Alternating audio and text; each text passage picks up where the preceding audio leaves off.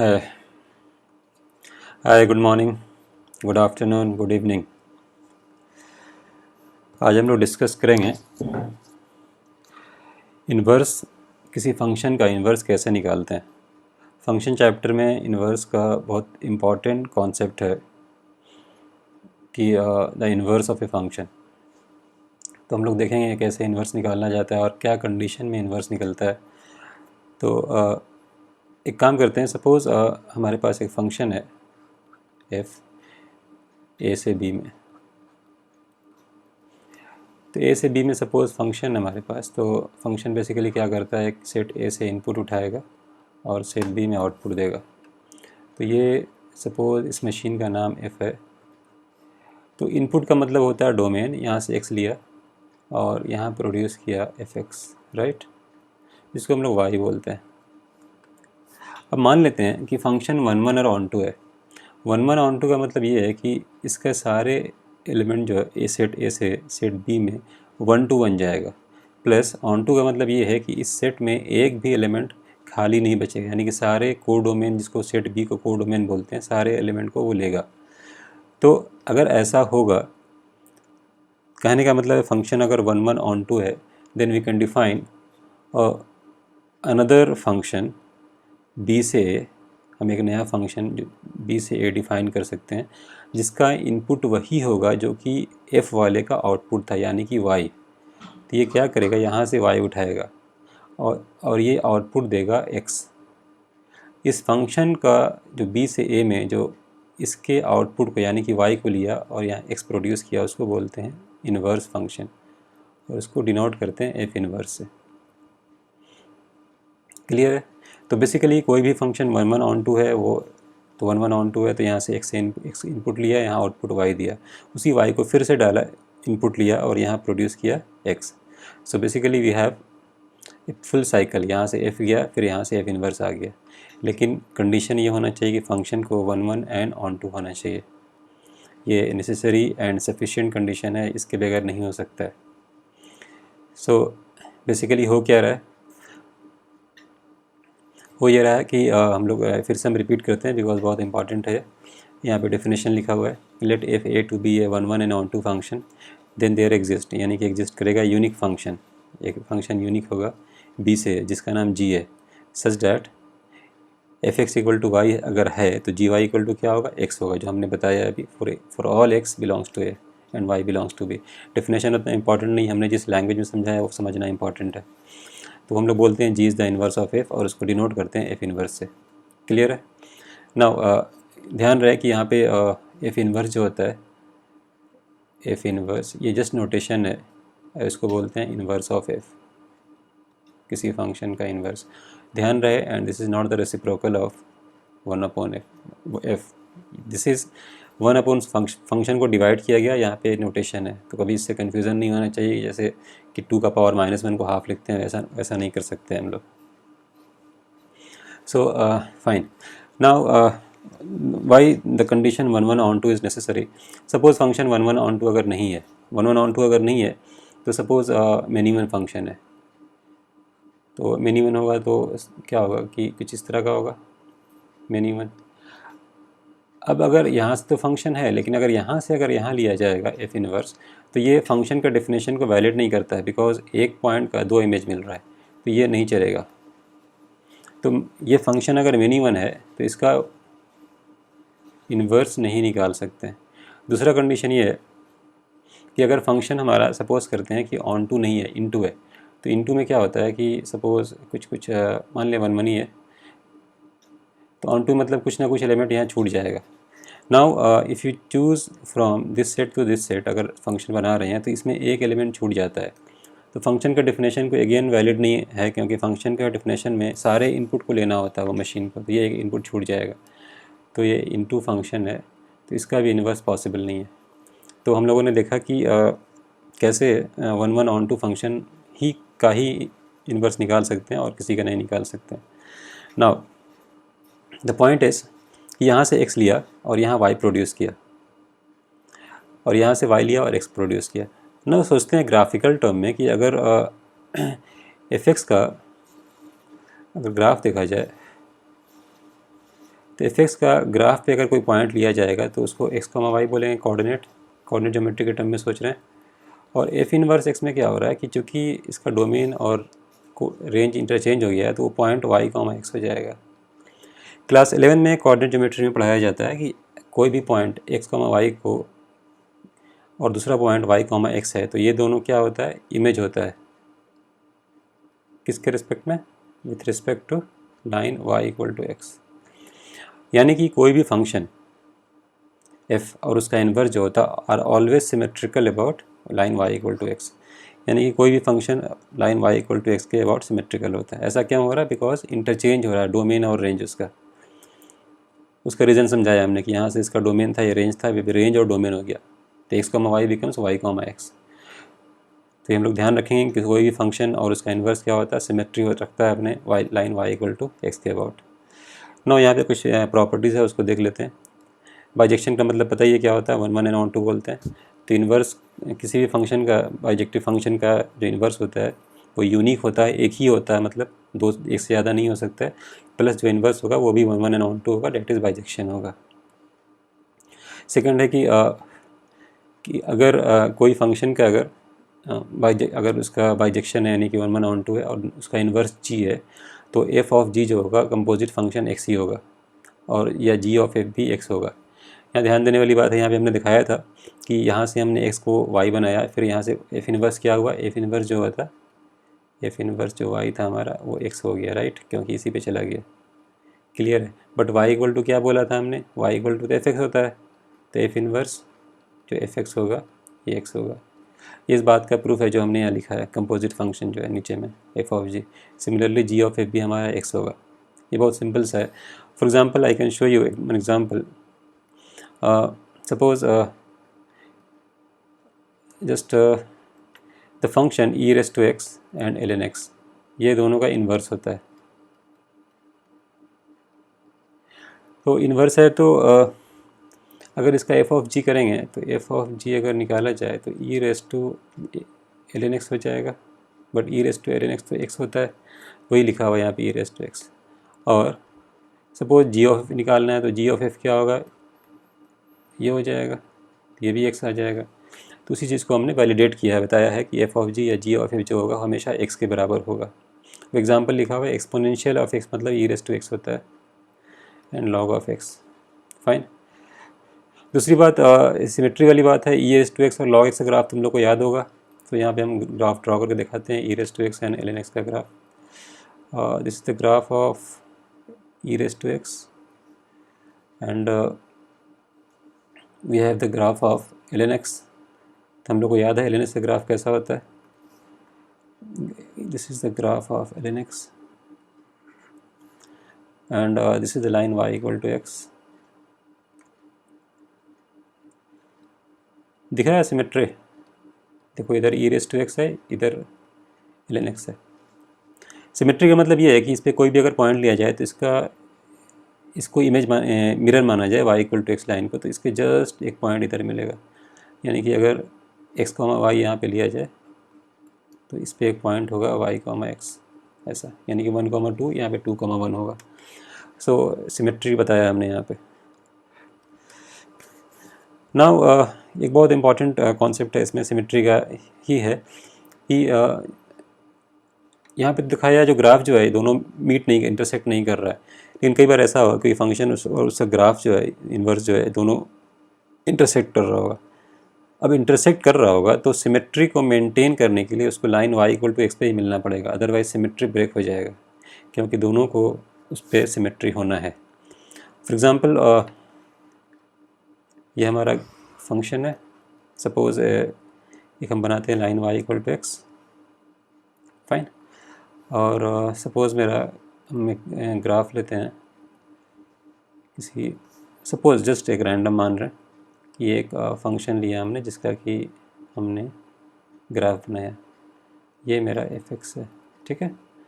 हमने दूसरा फंक्शन लिया, उसका सपोज़ ग्राफ हम बना रहे हैं, क्योंकि उस ग्राफ को इन्वर्स को सिमेट्री रखना है इसके अबाउट, तो उस ग्राफ को ऐसा होना पड़ेगा।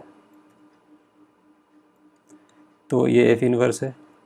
अब यहाँ पे देखा जाए कि इसकी मजबूरी है कि इसको यहाँ मिलना है, इस पॉइंट पे, इस पॉइंट पे, इस पॉइंट पे, नहीं तो सिमेट्री ब्रेक हो जाएगा, क्योंकि ये उन्होंने बताया कि y इक्वल टू एक्स के अबाउट सिमेट्री रखना है इसको। तो सिमेट्री की वजह से कोई भी फंक्शन और उसका इन्वर्स हमेशा मिलता है line y equal to X पे। तो सपोज़ इसका इंपॉर्टेंट कंसिक्वेंस ये होगा कि एफ एक्स और एफ इन्वर्स एक्स को सॉल्व करना है। तो F X F inverse X जहाँ पे मिल रहा है वो पॉइंट तो y इक्वल टू एक्स वाला भी है, थर्ड पॉइंट, तो यानी कि उससे बेहतर ये है कि हम F X equal to X को सॉल्व करें। इसका एडवांटेज ये होगा कि एफ इन्वर्स नहीं निकालना पड़ेगा, जो टाइम वेस्ट होता है एफ इन्वर्स निकालने में, डायरेक्टली हम लोग उसको अवॉइड कर सकते हैं, बाईपास कर सकते हैं। सो एक एग्जांपल दिया हमने नीचे में, तो अभी दिख जाएगा कि कैसे इसको यूज़ करना है। Now so this is all about inverse function. Now how to find inverse. सबसे सिंपल तरीका इन्वर्स निकालने का ये होता है कि जो भी function y equal to F X दिया हुआ होता है उसको हम लोग x को y के टर्म में रिप्रेजेंट करते हैं। जो y x के टर्म में होता है उसको x y के टर्म में रिप्रेजेंट करना होता है, बिकॉज x और y का इंटरचेंज होता है इन्वर्स में। और मोस्टली जो हमको फंक्शन यूज़ कर जो लिखने का तरीका होता है y in terms of x होता है, तो हम लोग फाइनली इंटरचेंज कर देते हैं x और y को। फॉर एग्ज़ाम्पल सपोज़ मेरे पास y equal to E raise to X है, तो ये x लिखा हुआ है y in terms of x, तो हम लोग क्या करेंगे, दोनों साइड लॉग ले लेंगे, तो log y equal to X. Now interchange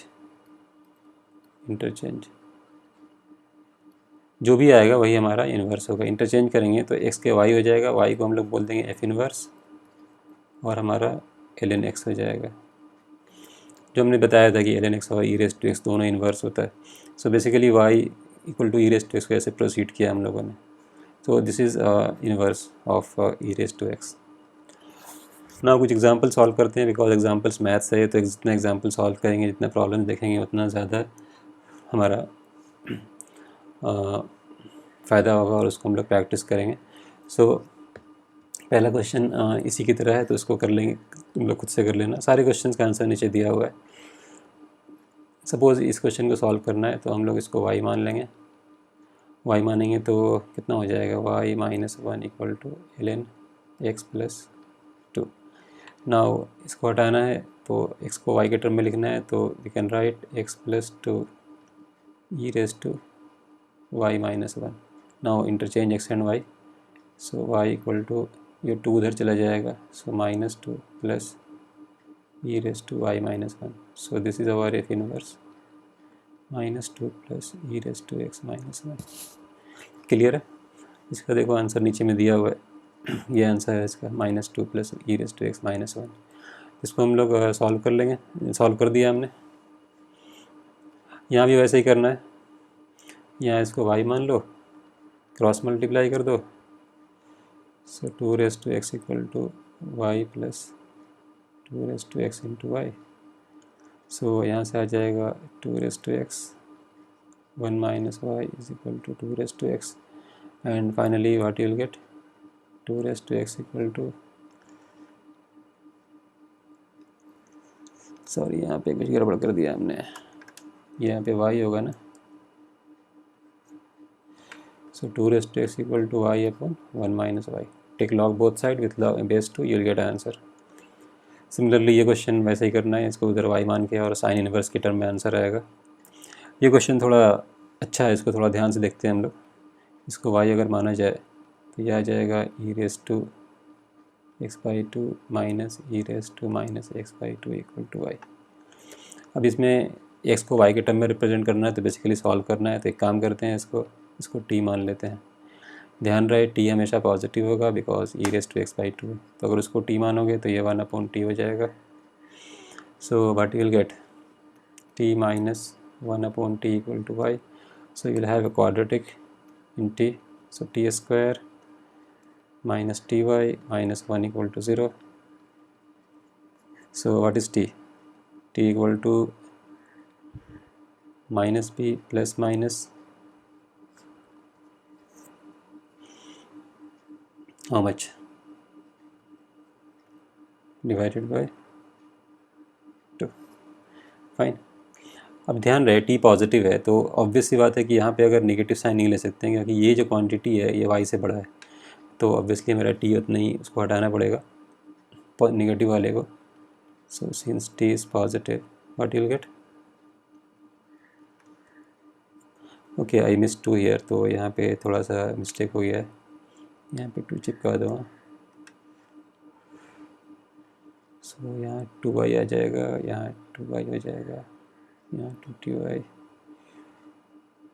तो यहाँ 2 ये कट जाएगा 2 तो हमारा t यानी कि e⁻x/2 जो हो जाएगा वो हो जाएगा y प्लस √y²+1. अब दोनों साइड लॉग ले लो तो देखो ये आंसर आ जाएगा x और y को रिप्लेस करने के बाद.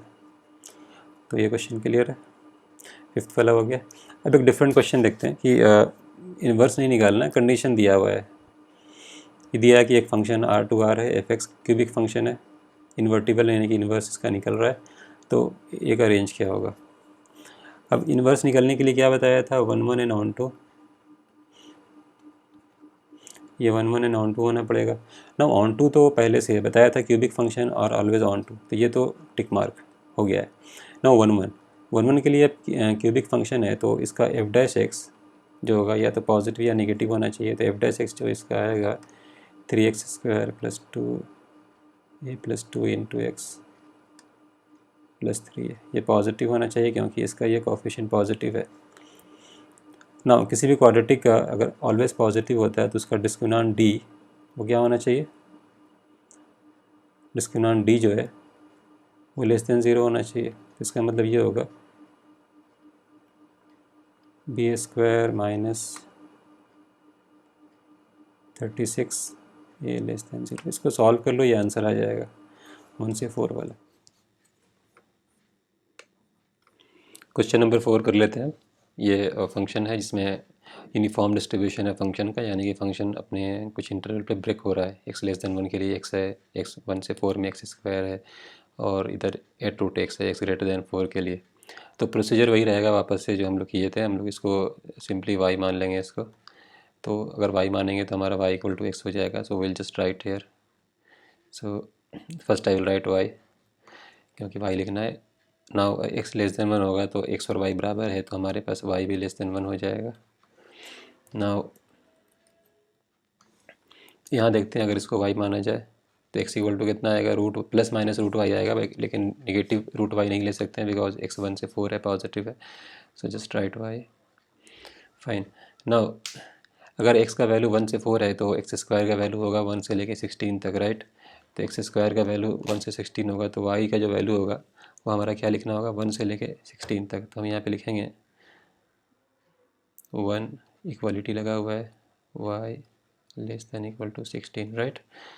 नाउ फाइनली अगर इसको y माना जाए तो y माना जाए square both side. So what you will gate, x = y² / 64, right.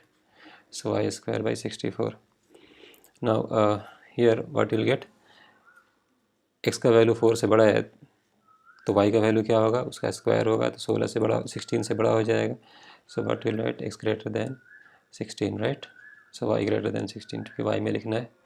Now finally inverse निकालने बताया था क्या करना होता है, replace everywhere y by x.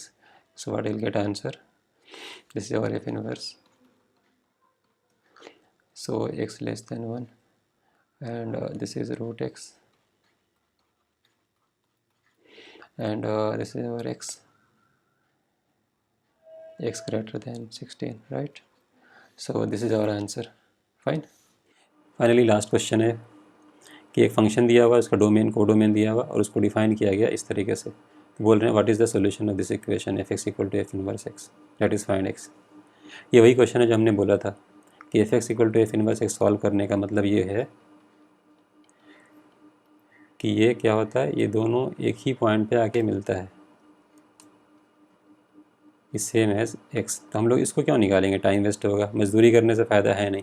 So what will do, f(x) = x, but f(x) is how much, x² - 3x + 4. So x² - 4x + 4 = 0. x - 2 का whole square, so x = 2. Done, simple. अगर इसमें इन्वर्स निकालने के चक्कर में रहोगे तो बहुत टाइम लगेगा और प्रॉब्ली सॉल्व भी नहीं होगा. सो ध्यान रहे इस बात का. Fine. So this is all about inverse function. हम लोगों ने इन्वर्स का डेफिनेशन देखा, फिर कंडीशंस देखा हम लोगों ने, और उसके बाद then we solve some examples. So I think this is enough for inverse function. We'll stop here.